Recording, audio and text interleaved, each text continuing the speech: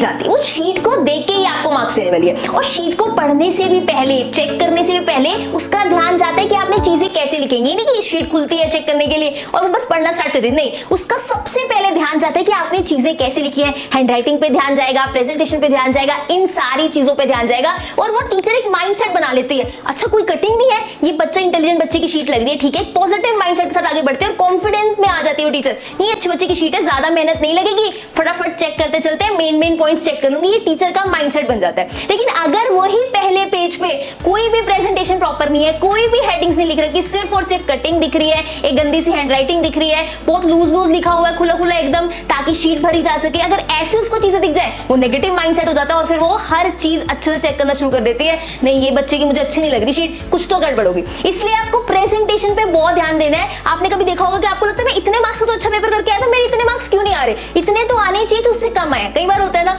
तो यही सारी चीजें आज मैं आपको बताने वाली, कोई टिप्स एंड ट्रिक्स नहीं शेयर करने वाली कि 4 टिप्स 5 टिप्स नहीं, पूरे जो 3 घंटे आपको कैसे काम करना है, पूरा टूर कराऊंगी, वो 3 घंटे कैसे आप चीजें मैनेज कर रहे होंगे। सबसे पहली चीज आती है कि आप जब बैठोगे एग्जाम के लिए, सबसे पहले आपको आंसर शीट मिल रही होगी, क्वेश्चन पेपर बाद में आता है। तो जब पहले आपके पास आंसर शीट आएगी, सबसे पहला काम आपने चेक करना है क्या उसमें 40 पेजेस हैं। अगर आपका 80 मार्क्स का पेपर है तो उसमें 40 पेजेस होंगे ही होंगे। कई बार कम मार्क्स का पेपर होता है, 27 पेजेस की भी शीट होती है, डिपेंड करता है। तो सबसे पहले आपने चेक करना है कि जितनी रिक्वायर्ड है आपके पास ऐसी शीट है कि नहीं। आपको क्या मैम ये क्या कह रही हूँ, जितनी मतलब चाहिए पेपर उतना तो वो देंगे ना, नहीं, मैंने एक लाइव चीज ये देखी हुई है, एक बच्चे को 27 पेजेस वाली शीट मिल गई, बाकी सबको 40 वाली मिली हुई थी, गलती से उसको 27 वाली मिल गई, उसने चेक नहीं किया और क्वेश्चन करने स्टार्ट कर दिया, आंसर्स लिखने स्टार्ट कर दिए। बाद में जब उसको पता लगा, उसने टीचर को बताया कि मैम शीट्स तो खत्म हो गई, मेरा पेपर रहता है, तो कहा अब तो कुछ नहीं हो सकता, एक्स्ट्रा शीट्स नहीं मिल सकती। उन्होंने यूनिवर्सिटी कॉल करके, यूनिवर्सिटी का नेम नहीं बता रही मैं, कॉल करके भी ये चीज कंफर्म की कि बच्चे के साथ ऐसा होगा, उन्होंने कहा नहीं एक्स्ट्रा शीट नहीं मिल सकती, बच्चे को पहले ध्यान रखना चाहिए था। तो आपको सबसे पहले देखना है कि प्रॉपर जितने शीट्स रिक्वायर्ड है आपको मिल रही है कि नहीं, 40 पेजेस वाली, वहां पे लिखा होता है प्रॉपर 40 पेजेस है इस शीट में, आपको वहां से पता लग जाएगा।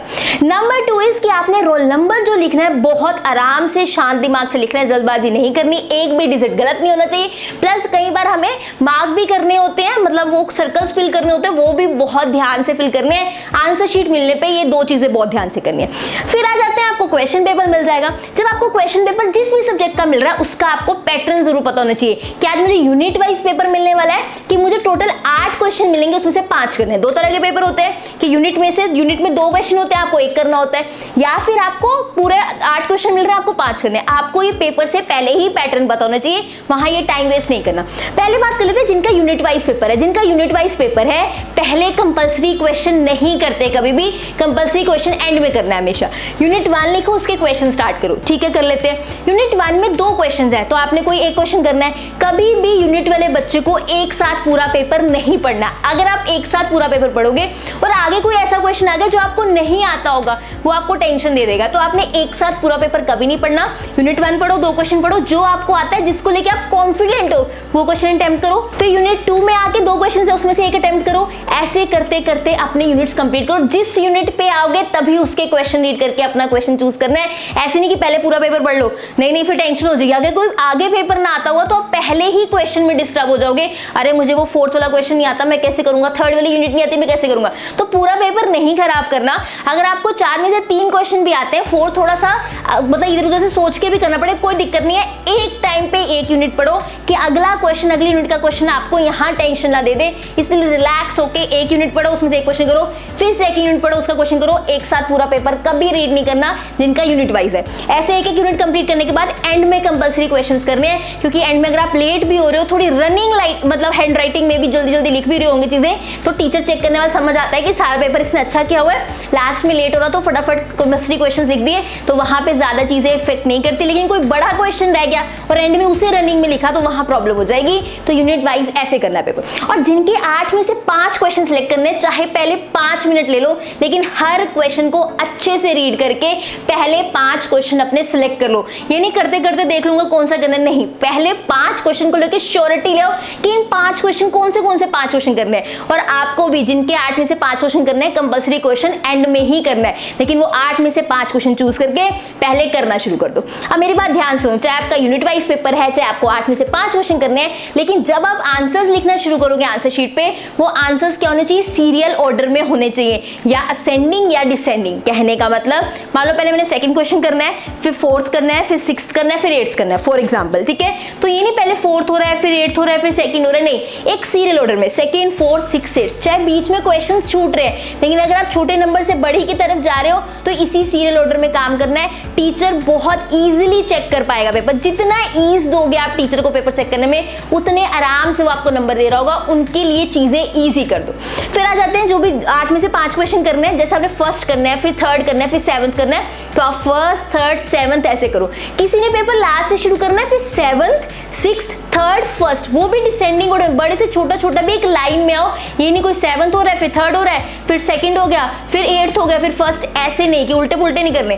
8, 7, 6, 5 ऐसे आ सकते हो, या फिर सीधे से सीरियल ऑर्डर में आओ। ये सब चीजें क्लियर होगी। अब आगे चलते हैं। अब मैंने यूनिट 1 लिया या कोई क्वेश्चन शुरू किया। अगर आपका थ्योरी का पेपर है, सबसे पहली चीज आपने हर थ्योरी के पेपर में एक इंट्रोडक्शन जरूर लिखनी है कि इस आंसर में आप क्या लिखने वाले हो। मैं स्टार्ट्स के बारे में बताने वाला हूं या कोई बिजनेस के बारे में चीज बताने वाला हूं, मैं इसमें ये चीजें एक्सप्लेन करूंगा। हर थ्योरेटिकल क्वेश्चन में आपने इंट्रोडक्शन जरूर डालना है। उसके बाद मीनिंग, डेफिनेशन, जो भी लिमिटेशंस, फंक्शंस जो पूछेंगे उतनी ही चीज डालनी है जितनी आपसे पूछेगी। एक्स्ट्रा चीजें नहीं डालनी। शीट बढ़ाने के चक्कर में मार्क्स उतने ही मिलेंगे जितनी चीजें आपसे पूछेगी। अगर 16 मार्क्स का क्वेश्चन है, 8 to 12 शीट्स के बीच में आपका क्वेश्चन कंप्लीट हो जाना चाहिए। ज्यादा आंसर्स नहीं लिखने। अगर वो 16 मार्क्स में चीज पूछ रहा है तो वो उतना कंटेंट उसमें पक्का होगा, आपको एक्स्ट्रा चीज डालने की जरूरत नहीं है। 16 मार्क्स में 4 चीजें पूछे तो वो 4 चीजों में ही आपकी पूरी शीट्स कवर हो जाएंगी। ये नहीं कि मैम 16 मार्क्स का क्वेश्चन पूछा है पर आंसर तो मेरा 5 में ही खत्म हो जाता है, 6 में ही खत्म हो जाता है। नहीं, जितना उन्होंने पूछा है वो 8 से 12 शीट्स में आपके आएगा ही आएगा। और ध्यान से शीट्स भरना, ये नहीं स्टार्टिंग में ज्यादा शीट्स भरनी शुरू कर दी और लास्ट वाले आंसर के लिए जगह ही नहीं बची। नहीं, आप देखो 8 से 12 शीट्स के बीच में इनफ रहता है 16 मार्क्स के क्वेश्चन के लिए। आराम से अपने क्वेश्चन कर सकते हो। अब जो सब हेडिंग्स होती है, जैसे मैंने लिमिटेशन लिखा, first limitation, second limitation, third limitation, वो वाली सब हेडिंग्स डिफरेंट कलर के पेन से लिखनी है। मैंने पहले इंट्रोडक्शन लिखा डिफरेंट कलर के पेन से, उसके अंदर ब्लू कलर से डाला सारा कंटेंट, फिर मीनिंग लिखा डिफरेंट कलर के पेन से, ब्लू कलर से डाला सारा कंटेंट, लिमिटेशन डिफरेंट कलर के पेन से, उसका नंबर 1 पॉइंट डिफरेंट कलर के पेन से, एक्सप्लेनेशन ब्लू पेन से। ऐसे नीट एंड क्लीन पेपर लिखना है कि हाँ बहुत अच्छे से प्रेजेंटेशन दिख रही है। आपको लगेगा मैम इतने तामझाम से क्या पेपर पूरा हो जाता है? बिल्कुल सेकंड्स का डिफरेंस पड़ता है, ज्यादा नहीं पड़ता। बस ये उसके लिए जो टीचर के लिए एक बहुत अच्छा प्रेजेंटेशन भी हो तो उसके लिए बहुत अच्छी चीजें तैयार हो जाती है, वो आपको लेकर कॉन्फिडेंट हो जाता है कि बच्चे को पेपर आता है ना। हम बात करते हैं प्रैक्टिकल एग्जाम के बारे में। तो प्रैक्टिकल एग्जाम में जो भी आप फॉर्मूला लिख रहे हो उसको बॉक्स में डालना है, बहुत नीट एंड क्लीन कैलकुलेशन करनी है, और जो लास्ट में आंसर आता है उसको भी बॉक्स में डालना है। ऐसे अगर आप प्रॉपर बॉक्स में डाल के चीजें करोगे बहुत अच्छा व्यू देता है आपकी शीट का। दूसरी चीज, अगर आप स्टैट्स के टेबल बना रहे हो, नीट एंड क्लीन टेबल बनाओ, स्केल का जरूर यूज करो, वो भी देखने में अच्छा लगता है और टीचर को चेक करने में ईज होता है। अगली एक बात बहुत ध्यान से समझना, कोई भी टीचर आपकी पूरी एक वर्ड, पूरी शीट नहीं पढ़ रहा होता। वो बस क्या करता है, हेडिंग्स, सब हेडिंग्स, फॉर्मूलाज, आंसर चेक कर लिए, बीच बीच में से आपकी लाइनिंग पढ़ ली ताकि उसको पता लग जाए कि आपने बीच में सॉन्ग्स तो नहीं लिखे, क्या एक्स्ट्रा चीजें तो नहीं डाली, कंटेंट रिलेटेड डाला है, क्वेश्चन जो में था वही चीजें डाली है कि नहीं डाली, वो ये सारी चीजें चेक कर रहा होता है। तो ये नहीं एक लाइन पढ़ेगा, जो भी वो पढ़ने वाला है उसको इतने ईज से बताओ कि देखो फॉर्मूला लिखा है उसको बॉक्स में डाल के दो, लो ये फॉर्मूला चेक करो, उसको आंसर बॉक्स में डाल के दो, ये देखो मेरा आंसर चेक करो। जो वो मेन चीजें चेक करना चाहता है वो उसको पहले ही आप हाईलाइट करके अगर दे दोगे तो टीचर का ध्यान उसी पे जाएगा और वो चेक करता हुआ आगे बढ़ेगा। जल्दी आपका पेपर चेक होगा। जितना ईजी टीचर को होगा पेपर चेक करना, उतना ईजी वो आपको नंबर देगा। ये चीज का ध्यान रखना। तो आपने हर, चाहे प्रेजेंटेशन वाइज, चाहे वो थ्योरी का पेपर हो चाहे प्रैक्टिकल का पेपर हो, प्रेजेंटेशन मैटर करती है। जो सारी चीजें मैंने बताई अगर आपने अच्छे से फॉलो कर ली तो आपका पेपर बहुत अच्छे से जाने वाला है। 4 चीजें जो मैं बाद में ऐड कर रही हूं, ध्यान से समझना। Number 1, avoid cutting. आपको कटिंग बिल्कुल भी नहीं करनी पेपर में। अगर आप कटिंग करते हो, आप टीचर को इन्विटेशन देते हो, आओ इस लाइन को आगे पढ़ो, चाहे टीचर बिल्कुल फ्लो में वो पेज निकाल रहा हो, लेकिन अगर आपने वहां कटिंग की हुई, टीचर वो चीज आके जरूर पढ़ेगा और वो चीज आपकी पॉइंट आउट हो जाएगी। अच्छा यहाँ पे गलती है, वहां पे ठीक है, गलत होने के चांसेस है। तो आपने कटिंग बिल्कुल नहीं करनी। अगर कुछ गलत हो भी गया, हल्का सा मार्क लगाना है। वहां पे प्रॉपर जो आप ऐसे चाउमीन, नूडल्स, ये सब चीजें बनाते हो, ये सब चीजें नहीं बनानी, ना पूरा उसको ऐसे डार्क करना, ये बहुत गलत चीज है। व्हाइटनर भी नहीं यूज करना, उससे भी टीचर का ध्यान शीट पे पक्का जाता है उस पर्टिकुलर लाइन पे, तो कटिंग नहीं करनी। सेकंड चीज, नीट एंड क्लीन लिखना है। नीट एंड क्लीन में अब आप कहोगे मैम अपनी हैंड राइटिंग थोड़ा चेंज कर सकते हैं, बट ये चीज ट्राई करनी है जो आपकी लाइन है उससे नीचे या उससे ऊपर आपके वर्ड्स, आपके अल्फाबेट्स नहीं जाने चाहिए। इससे भी आपकी राइटिंग बहुत अच्छी मतलब हद तक हो जाती है। जो लाइनिंग है बस उससे नीचे भी अल्फाबेट नहीं जाने चाहिए, उससे ऊपर में प्रॉपर टिका के काम करना है, आराम से चीजें हो जाती है। Number third, flow charts and diagram जरूर बनाने हैं। जब आप फ्लो चार्ट्स एंड डायग्राम्स बनाते हो, टीचर को उस फ्लो चार्ट को देख के वो पेज के बारे में सारी नॉलेज हो जाती है और वो चीजें बहुत अच्छे से समझ आता है। फ्लो चार्ट्स एंड डायग्राम बनाने का बिल्कुल भी मतलब नहीं है कि आप फ्लो चार्ट्स डायग्राम बना रहे हो और बड़े बड़े बना दिए, शीट्स कवर करो, नहीं, बिल्कुल एप्रोप्रिएट जेन्युइन जगह पे वो आपने चीजें बनानी है ताकि टीचर को अच्छे से चीजें समझ में आ जाए और ये भी ना लगे आप शीट्स कवर करने के लिए चीजें कर रहे हो। Last but not the least, आपने कोई भी क्वेश्चन पेपर में नहीं छोड़ना। कोई भी क्वेश्चन नहीं आता, मैं सारे सोल्यूशन भी बता रही हूँ, लेकिन कोई क्वेश्चन पेपर में छोड़ के नहीं आना। होगा क्या, जब हम वो क्वेश्चन छोड़ के आएंगे उसमें 0 मार्क्स मिल रहे होंगे, क्यों ना उसमें कुछ ना कुछ ट्राई करें, 1 नंबर 2 नंबर 3 नंबर कुछ मार्क्स तो मिलेंगे। पहले बात कर लेते हैं जिनको 8 में से 5 क्वेश्चन करने हैं। जब आप क्वेश्चन की सिलेक्शन पहले 5 मिनट लगा के कर रहे होगे तो ऐसे नहीं आपको हर क्वेश्चन बहुत अच्छे से आ रहा होगा। 3 क्वेश्चन अच्छे से आते हैं, बाकी जो 2 क्वेश्चन की सिलेक्शन करनी है वो आप बहुत ध्यान से आराम से करो जिसमें से आपको सबसे ज्यादा आता है। मान लो कोई क्वेश्चन बिल्कुल भी नहीं आता, ऐसे इंट्रोडक्शन मीनिंग सारी चीजें प्रॉपर लिखना। उस क्वेश्चन में जो आपको नहीं आता कोई ना कोई ऐसा वर्ड जरूर होगा जिसके बारे में आपको अपने अकॉर्डिंग नॉलेज होगी। वहां ये नहीं सोचना मैं कुछ गलत ना लिख दूं, इससे तो छोड़ दूं, नहीं, गलत भी लिखो, एटलीस्ट चांस तो लो। वहां पे कौन सा कोई आपको जज करने वाला है कि यार ये बच्चे ने गलत लिख दिया, नहीं, उनके आगे शीट है, ये ठीक हुई तो मार्क्स मिलेंगे, नहीं हुआ तो कोई बात नहीं, लेकिन एटलीस्ट को छोड़ के नहीं आना, कुछ ना कुछ जरूर लिख के आना है। जो आप अपने अकॉर्डिंग चीजें लिख रहे हो उसकी प्रेजेंटेशन ऐसे होनी चाहिए कि टीचर को भी लगे नहीं इस बच्चे को अच्छे से आता है, पूरा प्रेजेंटेशन के साथ चीजें लिख रहे हैं। अब बात कर लेते हैं जिनका यूनिट वाइज पेपर होता है। यूनिट वाइज वालों के साथ क्या दिक्कत आती है, मान लो यूनिट 3 है, उसमें 2 क्वेश्चन है, ठीक है, ऊपर वाला नीचे वाला। ऊपर वाले के भी 2 पार्ट्स है, नीचे वाले के भी 2 पार्ट्स है। मुझे ऊपर वाले के भी दोनों पार्ट्स नहीं आते, नीचे वाले के भी दोनों पार्ट्स नहीं आते, एक ऊपर वाले का पार्ट आता है, एक नीचे वाले का। मार्क्स कैसे मिलेंगे, या तो ऊपर वाला पूरा अटेम्प्ट करना होता है या नीचे वाला।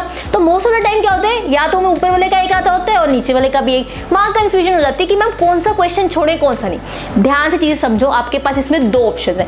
पहले चीज जो उसका फर्स्ट वाला क्वेश्चन है उसका फर्स्ट पार्ट आता है, सेकंड का कुछ तो आता होगा, कुछ तो आता होगा, बिल्कुल ब्लैक नहीं छोड़ के आना, वो आपने अटेम्प्ट जरूर करके आना है। मान लो नहीं आता मैम, बिल्कुल भी नहीं आता इसका सेकंड पार्ट, लेकिन नीचे वाले का फर्स्ट आता है, तो आप क्या करो, इसके फर्स्ट वाले के साथ इसका वाला आंसर लिख दो, कोई दिक्कत नहीं, आराम से लिखो। मैं ये नहीं कह रही इसमें मार्क्स पक्का ही मिलेंगे। कई बार क्या होता है, टीचर को फ्लो में जब पेपर चेक करो तो टीचर को कुछ आंसर्स क्वेश्चंस याद होते हैं कि ये वाला क्वेश्चन का आंसर है, अच्छा ये क्वेश्चन पेपर में है, लेकिन वो पार्ट्स नहीं उसको याद रहते कि इसके साथ ये वाला पार्ट था कि इसके साथ, तो वो फ्लो में आपको मार्क्स दे सकता है। सेकंड चीज क्या होती है, कई बार टीचर लीनिएंट होता है तो कहता है चलो ठीक है इसको नीचे वाला आता था कोई बात नहीं मार्क्स दे देती हूँ, क्वेश्चन तो ठीक किया हुआ है, वहां पे आपको मार्क्स मिल जाते हैं। लेकिन ये सही तरीका नहीं है, लेकिन 0 से तो अच्छा आपको एक ट्रायल लेना चाहिए कि शायद इसके वाले मार्क्स मुझे मिल जाए और आपके मार्क्स आ सकते हैं, कुछ ना कुछ ऐड ही हो रहा होगा, तो आप ये रिस्क ले सकते हो। लेकिन मैं फिर से बोल रही हूँ टीचर पे डिपेंड करता है कि वो कैसे पेपर चेक कर रहे हैं, वो लीनिएंट है कि नहीं, पर हम तो रिस्क लेंगे क्योंकि हमें 0 से तो बेटर है कुछ मार्क्स मिल जाए। अगर आप ये सारी चीजें बहुत अच्छे से फॉलो करके 3 घंटे ऐसे काम करो जैसे मैंने बताया, बहुत अच्छा पेपर जाने वाला है। आप अपने मार्क्स देखें, जितना आपने सोचा होगा उससे भी ज्यादा आएंगे अगर प्रेजेंटेशन अच्छी करोगे। प्रेजेंटेशन इफेक्ट करती है। लास्ट चीज बता रही हूँ, आपने कितनी भी महंगी ड्रेस ली हो, अगर आप उसको आयरन करके नहीं पहन रहे हो ना, वो ड्रेस अच्छी नहीं लगेगी, क्योंकि प्रेजेंटेशन मैटर करती है। उसको आपने अच्छे से प्रेजेंट नहीं किया, अच्छे से कैरी नहीं किया। एक सिंपल सी ड्रेस आयरन करके पहनोगे, that will look like fab, वो बहुत अच्छी आप पर लग रही होगी क्योंकि आपने अच्छे से उसको कैरी किया है, आयरन करके उसको पहने। ऐसे पेपर को भी प्रेजेंटेशन की रिक्वायरमेंट है। जितना मर्जी अच्छा पेपर आपको आता हो, लेकिन अगर प्रेजेंटेशन नहीं है, वो वही ड्रेस लगेगी जिसको आयरन करके नहीं पहना गया। I hope you like this video. If you like this video, do like, share, comment and subscribe to my channel, which is DMS. Thank you so much for watching.